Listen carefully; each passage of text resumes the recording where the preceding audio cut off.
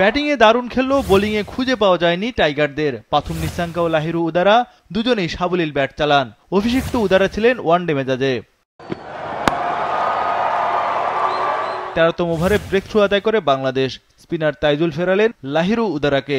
লঙ্কান ওপেনারের অভিষেক innings থামল 29 রানে। এরপর নিসাঙ্কা ও চান্দিমালের ব্যাটে হতাশা বাড়ে টাইগারদের। লাঞ্চ পর্যন্ত শ্রীলঙ্কার সংগ্রহ 1 উইকেটে 100 রান। নিসাঙ্কা 46 ও চান্দিমাল 22 রানে অপরাজিত ছিলেন। লাঞ্চের পরও সুবিধা করতে পারেনি শান্ত বাহিনী। নিসাঙ্কা ও চান্দিমালের ব্যাটিং দৃঢ়তায় মজবুত ভিত তৈরি করে লঙ্কানরা। প্রথম নিসাঙ্কা পূর্ণ করেন 8ম 50-র পর ব্যাট হাতে আরও চড়াও হন নিসাঙ্কা। অভিজ্ঞ চান্দিমালও আস্থার সঙ্গে ব্যাটিং করেন। দ্বিতীয় উইকেটে লঙ্কানদের 17 রানের জুটি। নিসাঙ্কা পূর্ণ করেন ক্যারিয়ারের 3য় সেঞ্চুরি। চান্দিমাল তোলেন 33তম 50। এদের 2 উইকেট হারিয়ে শ্রীলঙ্কার স্কোরবোর্ডে 200 রান।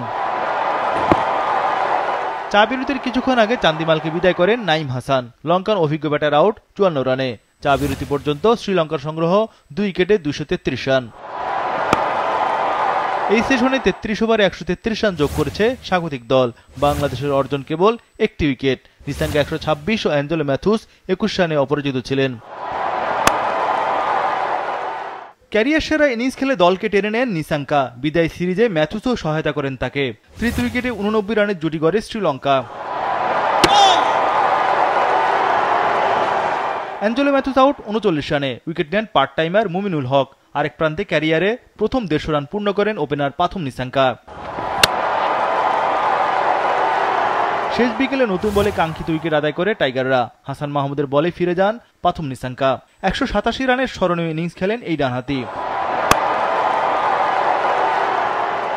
শেষ সেশনেও দ্রুত রান তোলে শ্রীলঙ্কা।